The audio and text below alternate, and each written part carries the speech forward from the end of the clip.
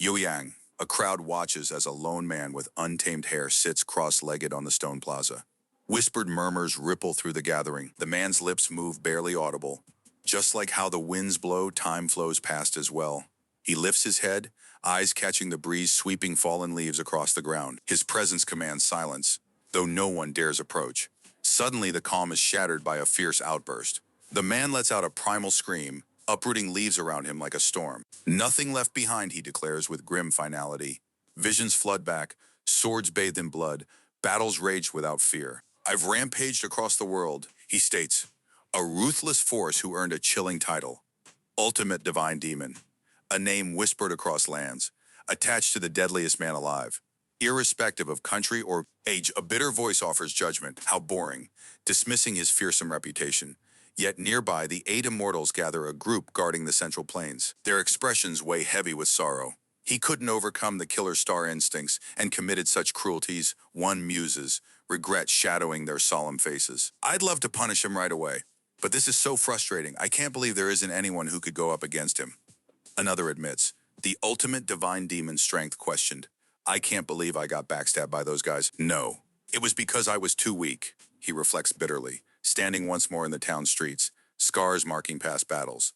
A profound moment unfolds as the largest ice-blue crystal is lowered into the depths of Dongting Lake. Raindrops of icy water dissolve the crystal's surface as time slips silently forward. The dark abyss swallows it whole, ending 1,000 years of waiting, he admits quietly. With a slow step into a puddle, he murmurs, I'm just following the clouds and wind and living out the rest of my life.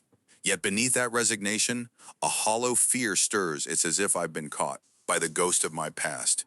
If he has changed during the 1,000-year imprisonment he suffered. This world's Dan Woo-Hyeon strides past a small figure lying on the ground. The girl's breath comes shallow and cold, her body thin and frail beneath the wan sunset. Woo-Hyeon's eyes narrow suspiciously. Is she a beggar? He kneels down swiftly, checking her pulse. She still has some pulse, although it's weak, he notes clinically. It doesn't look like she's about to stop breathing, but she'll probably last for 4 more hours at max. The girl gasps softly, struggling for breath. Woo-Hyeon injects some potency into her, a faint glow spreading from his hand. With this amount of vitality infused into her, she should make it through, he says, tension in his voice. But then his expression darkens. But the problem is, this won't give her any physical nutrition.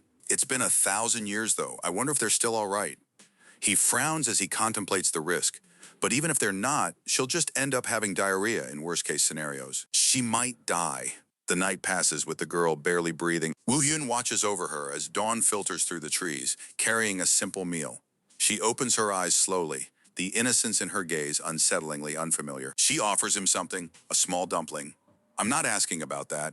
I'm asking, why are you giving it to me, he questions. A shy smile breaks across the girl's face, drawing a rare smirk from Woo-Hyeon.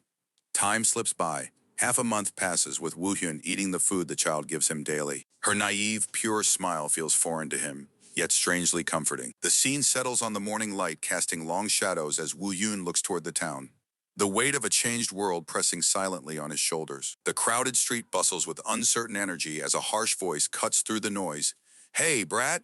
A confident figure with dark hair turns sharply, eyes sharp and unyielding. Ahead, a crowd gathers around a frightened, battered man on the ground, pleading desperately. But the youth's eyes harden as he demands, I need you to pay for everything you've stolen. His voice rises as he confronts the man's accusation. The crowd gasps as the youth's hand shoots forward, striking with precise force. The man is knocked to the ground, clutching his shattered arm, a scream of pain escaping. My fingers. The atmosphere thickens with shock and sympathy for the crippled man. The youth turns away, thoughts shadowed, remembering the stolen food that kept him alive for half a month, food he never knew how his companion obtained. The unsettling realization settles like a weight, to think it was all food she stole while getting beaten up by others. A sudden flush of displeasure crosses his face. He runs. What on earth am I displeased about? His pace slows against a backdrop of chirping birds and gentle winds. Before him lies a serene lake, its calm surface glinting under the sun, and in that quiet stillness, memories swirl. The place that imprisoned him for a millennium, Dongting Lake, now stirs something inside. He recalls lying quietly at its edge, vowing, I won't have business with Dongting Lake ever again. His gaze sharpens, eyes brimming with a complexity of emotions as a small figure emerges hesitantly from behind a tree. The girl's tired eyes light up when she sees him. Breathless, I found you. Clutching her tattered apron, she waits for an answer. He looks at her silently, then quietly confesses, I don't want to be alone anymore. The weight of solitude and years of solitary rule press against him. Beneath a mosaic sky, Dan Woo-Hyun asks softly, What's your name? The child, startled, replies, Hwa-Somi, as her fingers clutch his robe. A moment of hesitation passes. Then a question haunts Dan Woo-Hyun's mind. If everything about Somi's arrival is fated, could she carve out a place where he is needed? With a gentle hand resting on Somi's head, Dan Woo-Hyun introduces himself warmly. As night descends, Dan Woo-Hyun and Somi sit by a flickering campfire. The flames cast dancing shadows on their worn faces. Although I asked her to come with me, I don't even have a place for us to stay at. I guess, Dan Woo-Hyun sighs, I'll have to build a home. The quiet contemplation is broken by Somi's contemplative hum. Suddenly her eyes widen, and she sits up, alert. Are you awake? Dan Woo-Hyun, calm but attentive, responds, Yes, there sure is. Together they kneel before a sturdy red clay wall. Solid, ancient. Mister, there's a house here. Somi whispers, eyes wide. Dan Woo-Hyun furrows his brow. It's strange yesterday. This wasn't here. It was here yesterday as well, but I simply touched it up a little since it was a little rundown, as she notices the strong red clay walls. There's no way such a nice-looking house would appear overnight. Dan Woo-Hyun smiles gently. I did put in quite a bit of effort to build this. Somi's face lights up. It's so cool. The house is so big. It's like a garden, she exclaims with sparkling eyes. Dan Woo-Hyun chuckles quietly, pleased by her delight. I'm glad you like it. Yet as Somi explores, she grows uneasy. But there aren't any fences here. Inside, Dan Woo-Hyun's face hardens, aware of something unseen. Somi looks back nervously, startled. Dan Woo-Hyun's eyes deepen in thought, silently acknowledging the void. A pair of sharp yellow eyes peer through shadowed strands of hair. Doesn't it feel empty here? No flowers or trees. The thought lingers as the scene fades to the next morning outside. A sprawling garden glistens with fresh mist. The courtyard is alive with the presence of a massive tree, vibrant and strong. A young girl's voice breaks the morning calm. Surprised. Wow, these weren't here yesterday. The man beside her, calm, responds simply, They were here. The girl kneels by a newly appeared pond, water shimmering beneath her touch. She wonders aloud, how did a pond appear? She glances at the pond's water and adds, I can't let her starve, so I'll have to go fishing. The man smiles faintly, fingers resting near his lips, whispering, Shh, don't say anything.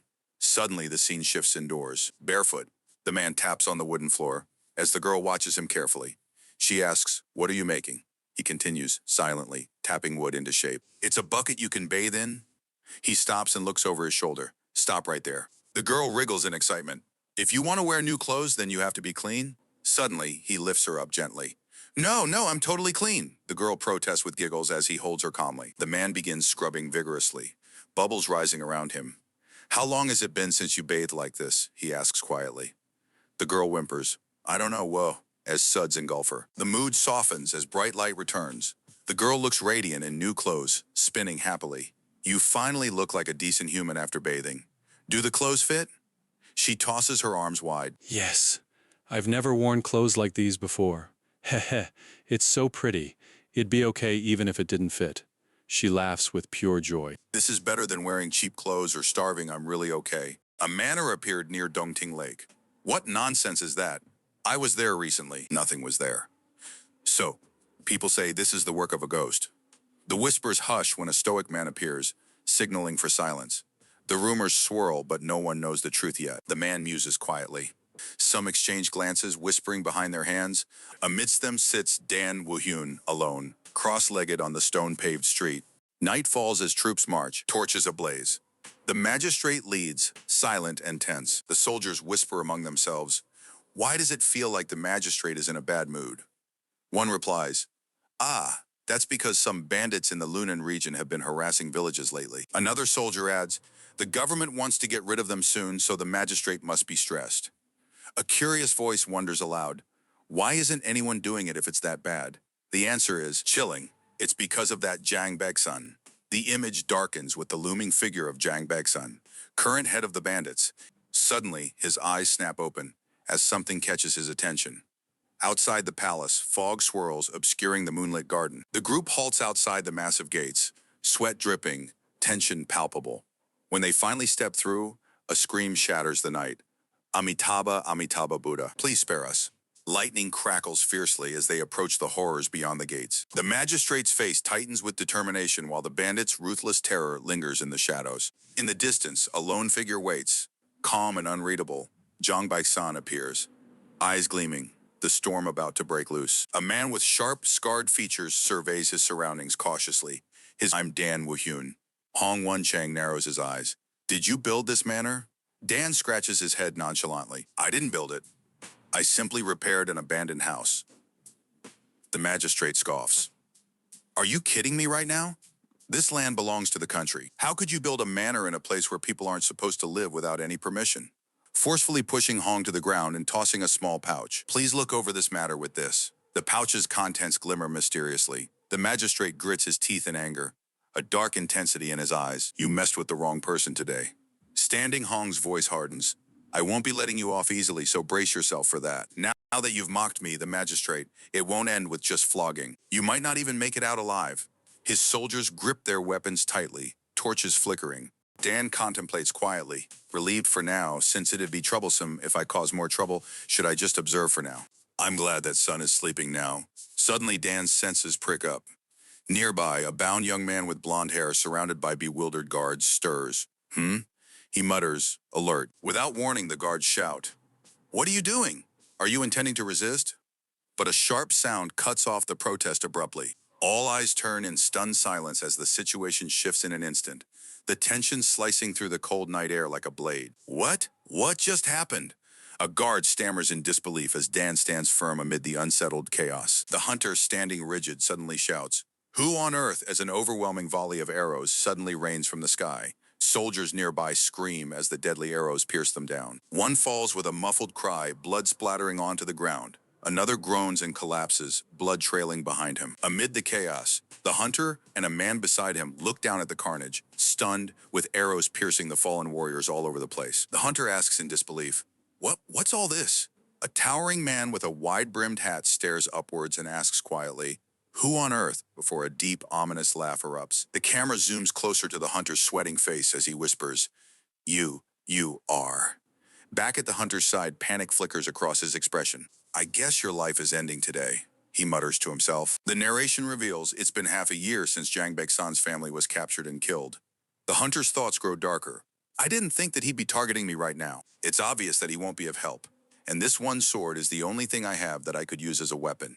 His hand reaches out, clutching the ornate sword hilt tightly. Underneath a moonlit sky, the hunter looks down at the sword grimly, thinking, I can't win against dozens of them with just this sword. Moreover, I'm going up against first-rate martial masters led by Jang Baek-san.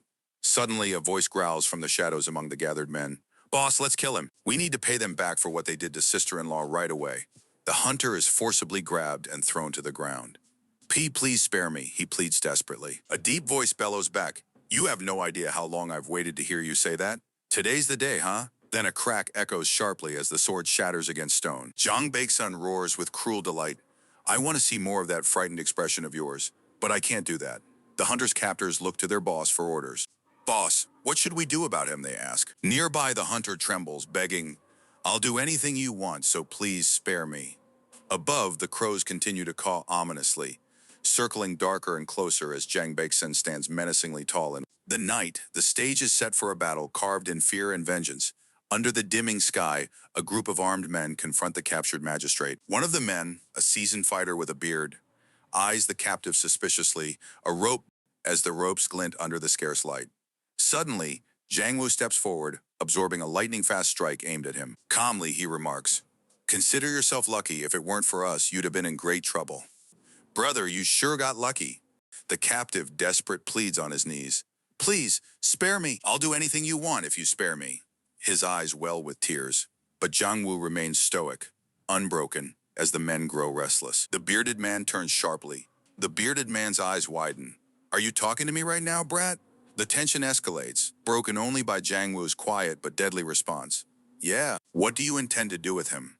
Beardo replies darkly, I'm going to kill him, just like how he killed my family. His voice is heavy with sorrow and rage. There's an exchange of accusations. So, what do you want to do? The magistrate trembles, unable to meet Jang Woo's steady eyes. The atmosphere is heavy, the forest holding its breath. Suddenly, the captive is ordered to speak. Magistrate, do you want to live? Shock and fear collide in his eyes. Jang-woo continues, I will save you on a condition. You must never make trouble for my manor again. The magistrate stammers, caught between hope and disbelief. But before he can respond, one of the soldiers lunges at Jang-woo. Crazy bastard. What are you talking about? You want to die? The strike is swift, but Jang-woo blocks with ease. The battle erupts, fists and limbs exchange in a blur. One soldier after another falls, their forms collapsing silently onto the ground. Jang-woo's prowess is undeniable. The soldiers gasp in shock, murmuring about his impossible speed, unable to track his movements. The bearded man watches silently, calculating. Jang-woo stands amidst the fallen, illuminated by a golden aura. He speaks quietly. They have around 50 people. We have the advantage in numbers, but I've survived numerous martial masters before. It'll be great if we can take him down in an instant. The weight of the moment heavy around him. The tense atmosphere breaks into chaos as shouts pierce the night. Kill him! The faces of enemy fighters tighten with fear and rage, eyes locked on the lone figure standing tall, unshaken amidst the turmoil. It'd be great if we can take him down in an instant, mutters one, a bead of sweat betraying his confidence. Before anyone can act, a scream rips through the air. Ah! Suddenly, dozens of figures leap from the shadows, converging on the man with coordinated precision. The ground churns beneath their charge, but the man remains unfazed, a calm center in the violent storm. In the brief silence that follows, Dan Woo-Hyun's thoughts flicker. Should he kill them or not? Easily, he could take them out with a single strike. His hand twitches, fingers poised for action. But then, another thought strong enough to shake him. The idea of spilling blood again unsettles him deeply. A soft flashback, a contrasting image of a laughing girl clutching a flower, paints a fragment of warmth amid the chaos. Dan Woo-Hyun's eyes narrow, recognizing the stark divide between his current self and the brutal path he walks. He's in a totally different league from all the martial masters I've met so far. He acknowledges silently. Suddenly, a roaring explosion of purple and yellow power breaches the calm as Dan unleashes a devastating attack, sending foes flying in all directions. The instantaneous wave of force shatters stone and bone alike, fracturing enemies into countless fragments and annihilating the opposition around him. Jang Baeksan watches in disbelief as the battlefield shifts dramatically in less than a minute. The sword that was thrown has shattered, breaking into 100 fragments that decimated all his subordinates. A normal person wouldn't have seen that at all.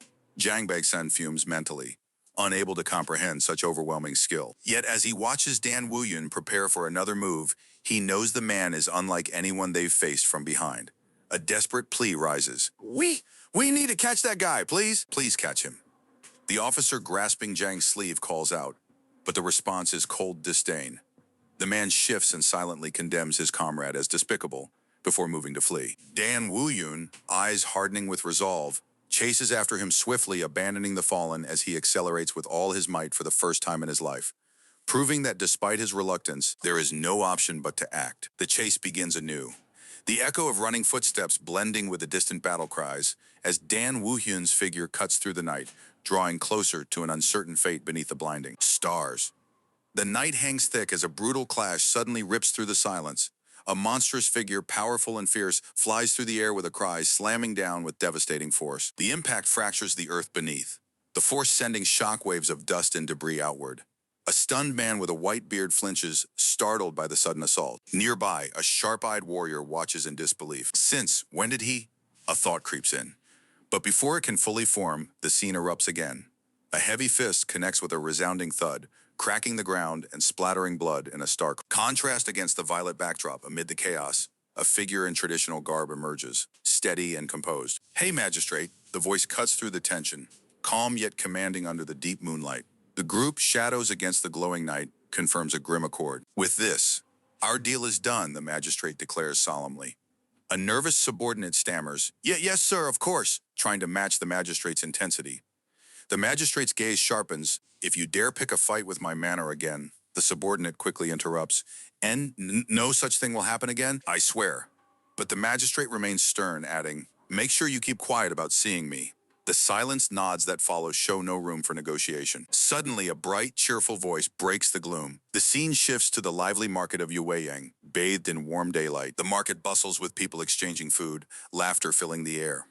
A young man walks through the crowd carrying a child's basket while observing the energy around him. He overhears chatter about recent bandit arrests and pensively notes how the troublesome manor owner is now gone. A light-hearted conversation unfolds, the young man's companion teasing about the scare they had in the forest, while others remark on the calm now that threats are subdued. The young man's mind drifts, right. There's one thing I forgot. More than anything else, I need funds in order to raise a child. His expression hardens with resolve. I need to find a way to earn money as quickly as possible. The bustling market continues as he steps forward, determined, while a small voice calls out, "Mister, look at that. They look so good." Right? The simple joy of food contrasts with the lingering weight of his responsibility. The narration pauses on the young man's solemn face, a man balancing the burdens of survival and protection in a world that promises no easy peace. Somi's hands dig fiercely into the dirt as she shouts, "Wait a minute, I'm almost done." Her eyes flicker with determination under the watchful gaze of the man standing nearby. He asks, "What are you doing suddenly out of nowhere?" She looks up, clutching a small pink flower rooted in the cracked ground, and responds, "I'll take this flower back home and plant it." The man eyes the flower skeptically. "Can you do it?" "It looks quite well rooted, though." Somi beams confidently. "It's okay. I'm quite strong." The man, still watching, waits as Somi carefully scrapes around the flower, but then his eyes narrow beneath rusty scars. "Those footprints don't belong to us. We're the only ones that go to the manor, though. And the weeds around the flower have been removed recently," he thinks. Unease creeping in. Suddenly, Somi yelps as she pulls the flower, and a strange pouch from the earth with a snap. "Heh. I was right, wasn't I? I did it." But there's a strange pouch that came out along with the flower. Her excitement contrasts with the man silently observing her actions. As she leans in to open the pouch, a furious voice cuts through the quiet. "How dare you guys touch other people's stuff?" The pouch is sliced midair by a sharp sword swing. Somi whirls around just in time to see the blade thrust near her head. The man steps forward, gripping the sword hilt, demanding, "Who are you?" The sword wielder skids to a halt, surprise flickering in his eyes. Tension tightens as the man silently assesses him, catching his breath. Somi clutches the pouch tightly, her wide eyes mirroring the sudden shock. "I'm nobody's enemy," the new man says, lowering his weapon. "I knew someone had come into this area, but I didn't think he'd attack Somi like that."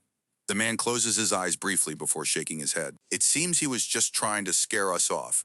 Somi's eyes dart to the pouch again. Just what on earth is inside there for him to charge at Somi with a sword?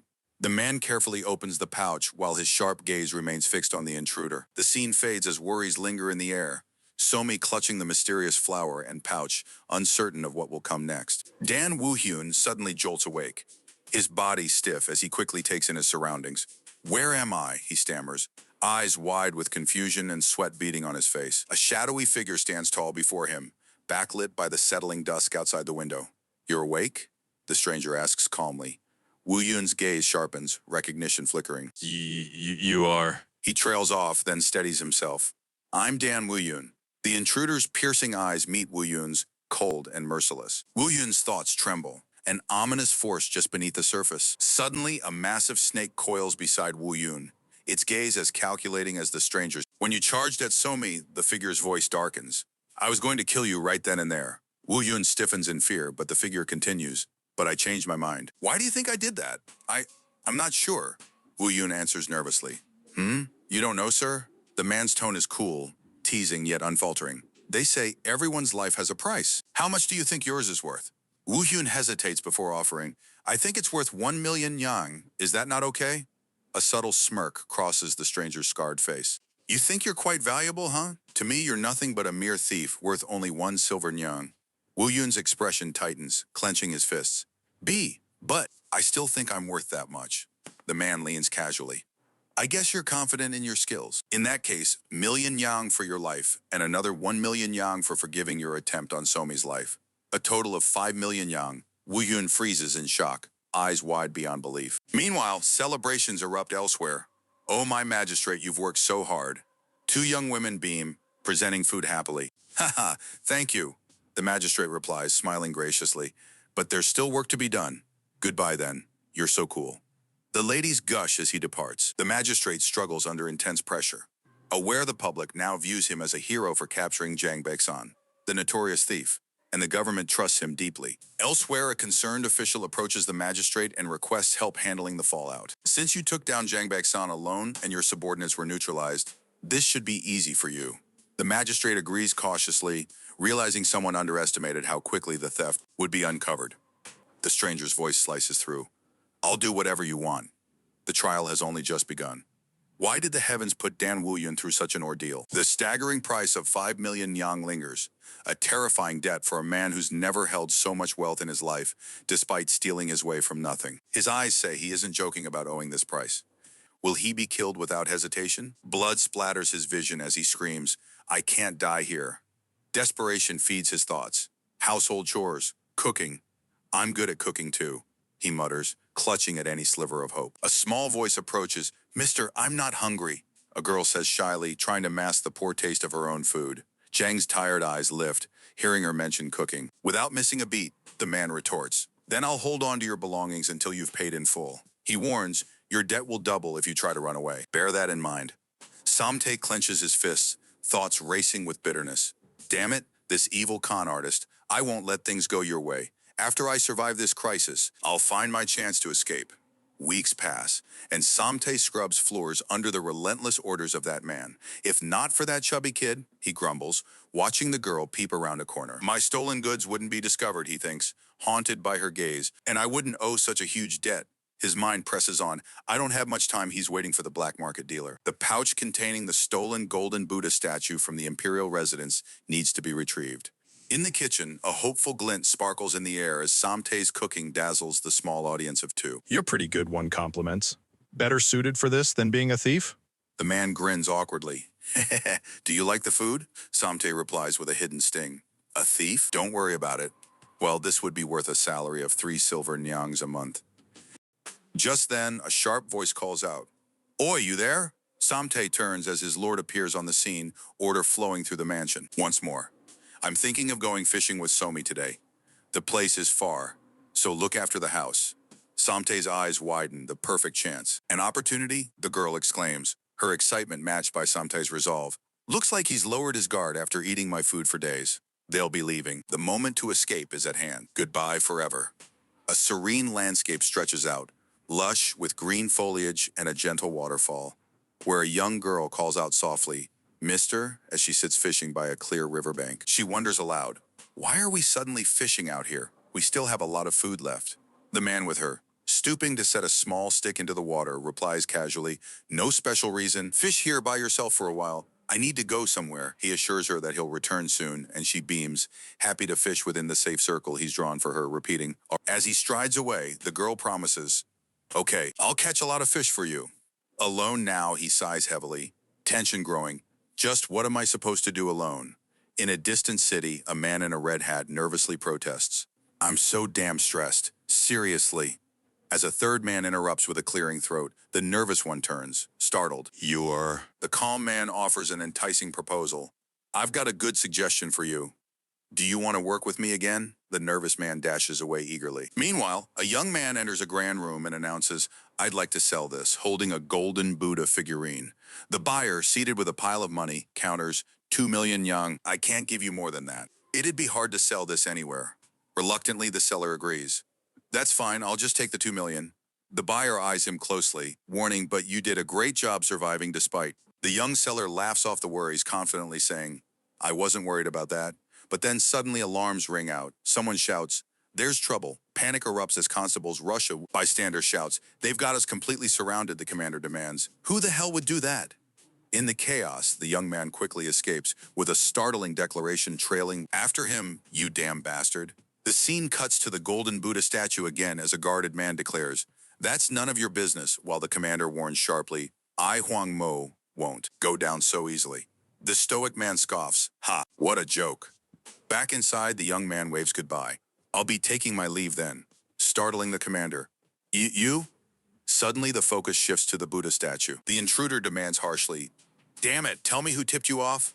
The golden Buddha statue glistens on a crimson cushion, its theft from the imperial residence stirring disbelief. "How could the Buddha statue be stolen from the imperial residence? There's no way you guys will be getting out of this that easily." A sly smile spreads across the hunter's face. He's right. This is such an important item that if I recover this, not only will I gain the trust of the imperial residents. The wind sweeps across a barren hill as a figure gasps for breath, pounding the earth. Footsteps thunder through the forest as a voice shouts, "Go after him, don't lose him." The hunter grits his teeth. Finally panting atop a rocky cliff, he slams his palm onto the ground, steadying himself. "The moment I touch the ground, I'll run away using King Song." But before he can escape, a calm voice cuts through the air. Didn't I tell you that you're within the palms of the Buddha? The hunter spins there. Stands the mysterious man, arms crossed, a confident smirk on his face. You're later than I thought you'd be, he says coolly. The hunter crashes to the ground in shock. Hey, how are you here? The man grins and flips the golden statue in his hand. Goodbye, Flicker? With a swift movement, the hunter is flipped upside down and slammed back onto the earth. There's no way I'd let myself get caught in a place like this. You ought to climb down the cliff safely, the man says, noting the hunter's torn clothes. The hunter glares, clenching a fist, anger rising inside him. What the hell is with this bastard? His frustration boils over as the man tosses the golden statue arrogantly. I told you, you're within my palms, didn't I? As promised, your debt has doubled because you tried to run away. You now owe me 10 million yang. Fury erupts from the hunter's throat. With this gold, you'll be paying off 2 million yang. You still owe me 8 million yang. The hunter's face twists with rage. Ah, bloody bastard. His world narrows as he faces the merciless grasp of the man who seems to be everywhere. Why is he everywhere? Jung Baeksan's bounty slips from memory as the man called the martial god smiles slyly, revealing a plan to use the reward for some snacks. But in the quiet that follows, a voice shouts in frustration, cursing the day repeatedly. A young man sweeps the courtyard with furious energy, the harsh rhythm of his broom echoing his annoyance. Inside a nearby building, the young man sits worn and disappointed, thinking about how after being caught by the martial god, he was worked to the bone and earned only 3 silver nyangs, a cruel mockery of payment drawn from the money the martial god took from him. The young man mutters his bad luck and resigns himself to his fate, abandoning any hope of escape despite the bruises and bruised spirit. He grows restless, complaining about the remoteness of the martial god's manor and the urgency to return before the martial god comes back from hunting. Sweat beads his brow as he pushes through the forest with hurried steps, fueled by the need to use his qinggong to barely make it back in time. But a small figure trails behind, hesitant and shy. The martial god notices the brat cautiously following, eyes wide with nervousness as she tries to hide. I didn't get caught, she stammers. When questioned, she giggles and offers a weak explanation, and he sternly warns her to stop following and return, concerned that if something happens to her, his head would fly too. The girl pulls close, clutching his robe tightly. I don't want to be alone, she whispers, asking if he knows where he is going. His answer is simple, yet weighted. The streets. He sighs heavily, explaining the impossibility of bringing her to crowded places, fearing the dangers there and remembering the black market. Dealer, the big player caught dealing stolen golden Buddha statues, probably beheaded by now. The girl pledges she will follow him closely and quietly, and despite his grumble, he relents. They move quickly through the streets, the girl amazed and alert to her surroundings as they dodge the bustling crowd and wary traders. Suddenly, a booming voice breaks the tension, the sound of a powerful figure declaring he's taking the kid with him, eyes shining with cruel intent. Caught in this swirl of danger and determination, the young man realizes the weight of the peril that awaits, and the struggle to keep this unwilling companion safe begins anew. Zhang Amte's face tightens with a sudden realization. Does he know how to use qinggong? The implications hit him hard. Damn it, things have gotten complicated, seriously. Suddenly, a sharp shout cuts through the air. Stop right there! In a blur, Zhang Amte pursues a bald man clutching a little girl, his intuition, screaming that something is terribly wrong. I've been getting the feeling that something is off. Zhang Amte breathes, feet pounding the dirt path. This guy is luring me somewhere. Is this a trap? But why? His mind races as he presses forward. Why is everything in my life screwed up? He focuses, forcing himself calm.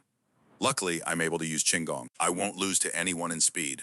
Determination sharpens his gaze. Before I get caught in the trap, I just need to catch up to him and get Hua Somi back. Suddenly, a burst of energy lashes out, blue streaks of skill slicing through the air. The bald man lunges protectively, holding the girl close, but Zhang Amte is relentless. You bald bastard? Put that kid down right away. His shout is met with a cold smirk. If you have the time to shout, take the time to look around you. Zhang Amte's eyes widen. A wave of enemies emerges from the forest, surrounding him with weapons drawn. Damn it, since when? A younger Zhang Amte sits quietly. Was the manor always this big? He remarks, leaning back. Memories stir. Despite having been alone for all my life, it seems I've gotten used to a noisy daily life. I guess Somi followed Zhang Samte to the streets. The scene shifts swiftly. Somi evades a vicious group, her small body fighting against the odds, just in case Somi is in danger. Zhang Amte's protective instincts remain fierce. Back in the present, two men watch from a distance, sweat on their brows. Look at how tough this guy is. He's so damn tough. The reevaluation is quick. I guess that's just how important that kid is. Get that kid out. Jang Amte grits his teeth, barely holding on as blows rain down. He clutches the little girl close, desperation fueled by the threat hanging over them. Meanwhile, 12 years ago, a cheerful exchange pierces the silence. Somi, bright-eyed and smiling, stands before Jang Amte in a colorful robe. Wow, brother, this robe is so pretty. Isn't it dangerous for you to steal so much? She asks with childlike innocence. Jang Amte reassures her, voice steady despite the past hardship. Why would you be worried about that? Now that our parents are dead, I will be protecting you from now on. You don't have to be worried about anything. Just stay healthy. The promise lingers in the quiet room. I'll take care of you until you die of old age. Somi beams back. Okay, the weight of the past and the urgency of the present collide in Jang Amte's resolve to protect her no matter the cost. Jin eyes a wealthy merchant amidst the crowd, recalling how a merchant was quite wealthy on the streets that day. Quietly, Jin confesses, I took it from them secretly. The one that looks the best? He should have hidden the clothes better. The scene plunges into darkness, revealing a harsh truth. Jin's sister didn't come back that night.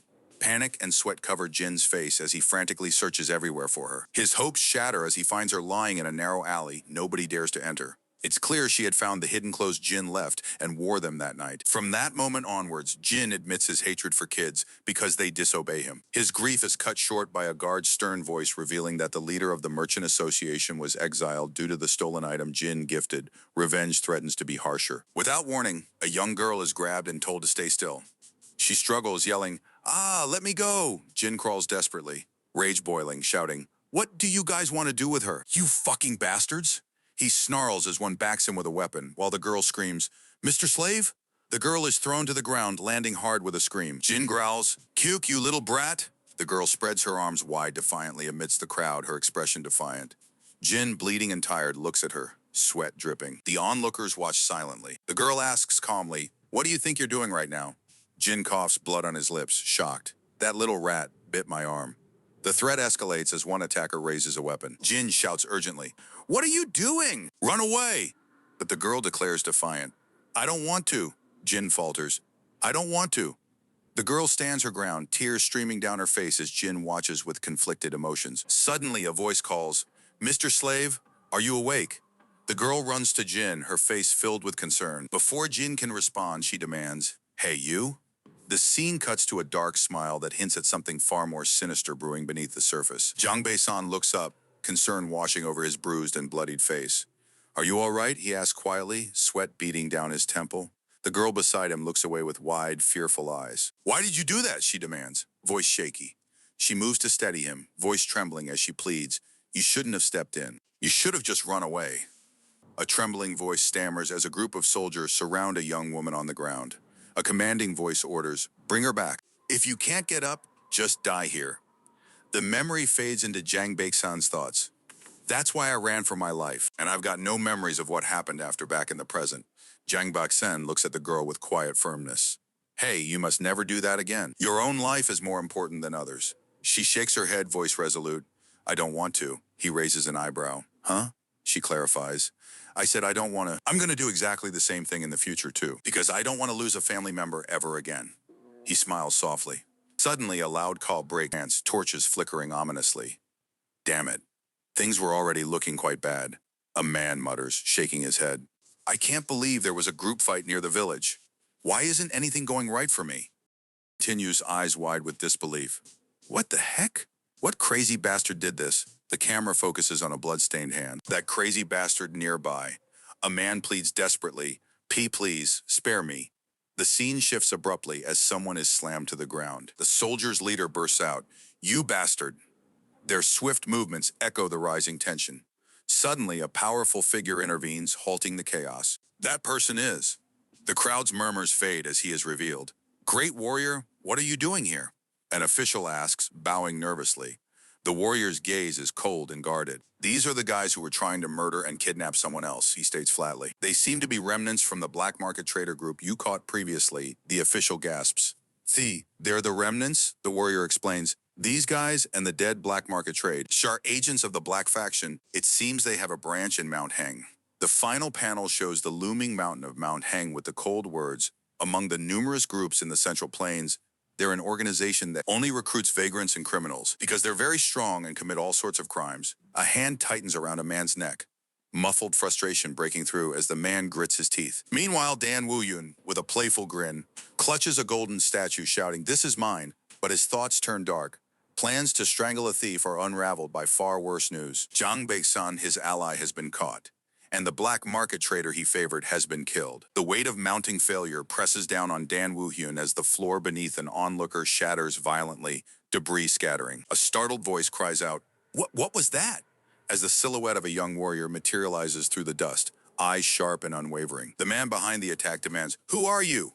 The shaken official on the ground struggles to respond, but orders come swiftly. "Arrest them." Guards rush in, stunned murmurs ripple among them. Is that guy really from the black faction? I can't believe this is happening. Their uncertainty is palpable. Amid the chaos, a trembling figure quietly implores, "Wait a minute." Two subordinates approach the one in question hesitantly as he insists urgently, "I hope he has something valuable on him. I need to get information." Dan Woo-Hyun, now calm, declares, "I'll be taking my leave now." Then those nearby stammer their farewells, desperate but respectful. "Have a safe journey back, great warrior." The scene gently fades into a serene summer day. 3 months have passed. Thanks to the pricey goods Dan Woo-Hyun brought from the black faction, Somi and Jang Samtae's lives have become more comfortable, almost luxurious, yet a shadow lingers. Dan Woo-Hyun's brows furrow, something remains amiss. The camera zooms in on two chubby figures eagerly devouring food, the cause of their recent weight gain made clear. Somi cheerfully greets the fish in the pond. "Hi there, fishy," while a large meal lies before them. Dan Woo-Hyun notes somberly, "The problem is that Hwa Somi and Jang Taesum gained a lot of weight."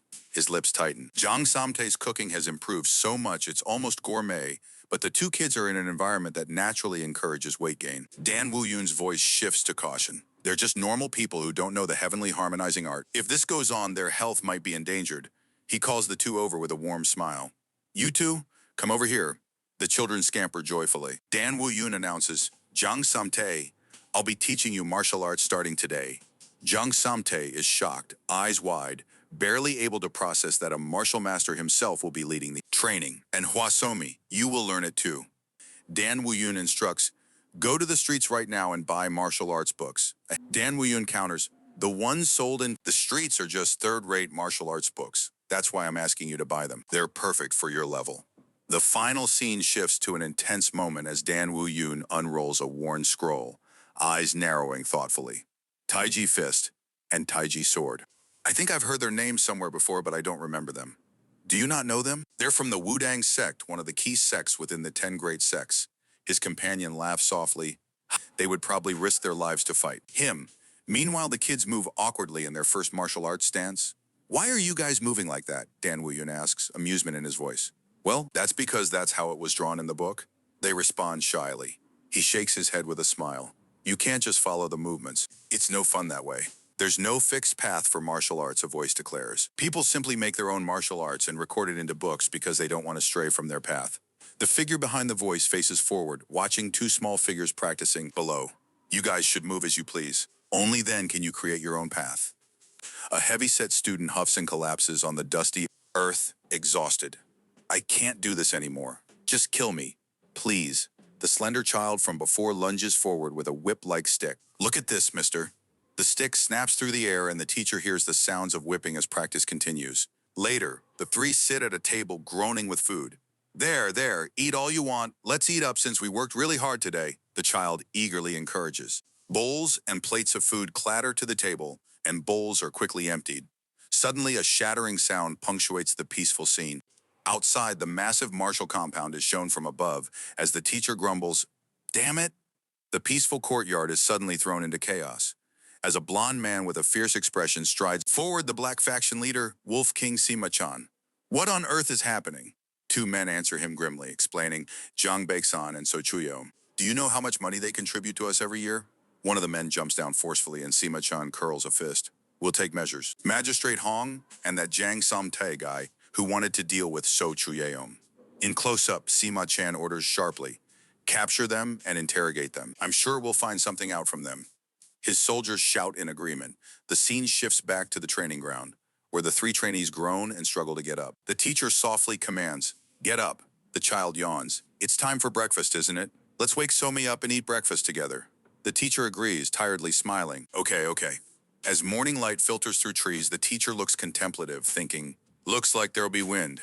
The child rides on the teacher's back, and they set off, the calm before the possible storm. Jung Samtae, carrying a hefty plate of food, is pulled into a sudden conversation about the wind. He seems unsure why the topic arises but listens quietly. Then Bang Chugok, calm and commanding despite a sly grin, orders Jang Samtae, go check on the situation in Woo-Hyeon, and then report back to me. The shocked Jang protests. Pardon? I still haven't eaten breakfast yet, but Bang cuts him off sharply. Go and check it out now, frustrated. Jang. The scene shifts to the ornate buildings of Woo-Hyeon in the north of Hunan province, where Bang Chugok, identified as the captain of the Black Faction's Wandering Wind Squad, devours a kebab with two silent guards flanking him. One of them informs Bang, Captain, tomorrow's the day Magistrate Hong transfers Jang Baeksan and his subordinates to the imperial family. Bang's eyes narrow. So soon? Bang weighs their options aloud. Either we save him or kill him to erase all evidence. What are the odds that we can save him? His reckless demeanor contrasts the gravity of the decision. Based on reports, less than 40% of the original constables remain. The best move might be to kill them. Bang rises, tossing down empty plates, stating, it's far easier to kill those who are caught than trying to get them back. All that's left would be Jang Samtae, Magistrate Hong, and the recluse that created all this mess. All three, his gaze shifts to a figure looking out a window. The world's changed so much, yet why are there still recluses? Suddenly recognition hits Jang Samtae as he recalls a composite drawing. That's the guy, the Jang Samtae in the composite drawing, the guy who's most likely to know the recluse's identity. Jang quickly moves through a crowded street with the Black Faction's men closing in behind. Damn it, why is he so fast? He dodges a corner. Sweet, that's a dead end. But before he can breathe, a force slams into him, knocking him down. The atmosphere of the city didn't feel right, and right before I left, there was some weird fellow stalking me. I'm sure the Black Faction guys won't let me go easily, so that's what happened, I see. In a final scene, Bang stands alone in a richly decorated room, a shadow on his back. The voiceover reveals, if the Black Faction was able to dodge and hide from them, then the leader must be exceptionally cunning. This would have been impossible in the past. Even though we're still talking about the Murim, it's about much more now. During his time, rumors of new villainous groups forming had spread, only to be swiftly crushed without mercy. It wasn't out of necessity, but simply because people wanted to showcase their power. Compared to the turbulent past, the current Murim had become peaceful to the point of boredom. As a weary soldier carries a child, he worries aloud, what should we do? The magistrate must be in quite a pickle. A silent figure reflects, admitting to having forgotten about someone significant. Outside, crows watch the world beneath them. A sly smile cracks a white-haired man's face as he looks down at a battered and blood-soaked Magistrate Hong Won-Chang, who is barely conscious. You are Magistrate Hong Won-Chang? The man asks. Hong manages a strained T. That's right. The man folds his arms, cool and amused, indicating he believes Hong already knows who they are without introductions. He reveals, I brought you here because I've some questions for you. Hong's thoughts crawl through his mind, recalling he had let his guard down, expecting something before his transfer to Jang Baeksan, yet the enemy's swift action caught him off guard. He asks hesitantly, what do you wish to ask? The white-haired man chuckles darkly. I simply can't understand it, no matter how hard I rack my brain. I understand what happened to Jang Baeksan and the black market dealer, but it doesn't make sense that you guys would personally go after the Black Faction's branch. His fingers snap as he continues. I'm sure someone's behind this matter. The white-haired man leans. Closer, eyes gleaming. Hong's expression changes instantly. He seems to remember something crucial. The man smirks. Looks like he remembered something. Are you going to be nice and tell me? Or do I have to force you to say it? Hong, struggling under the weight of his injuries, looks around. I don't know anything, he mumbles. Suddenly, the man produces a handful of powder. Do you know what this is? He asks, revealing it as confession powder. Hong stares in despair. The man laughs, savoring the moment as Hong gasps. Damn it! The pain doesn't break him entirely. Hong's spirit clings to a promise he made to carry a secret to his grave, a vow he won't break. As a man, I won't go back on my word. Yet the threat looms as he contemplates his fate. I'll probably die here. Elsewhere, another man silently watches and contemplates, realizing Hong is someone they need. Magistrate Hong is someone we need, he mutters. Back in the chamber, Hong's resolve is pushed to the brink.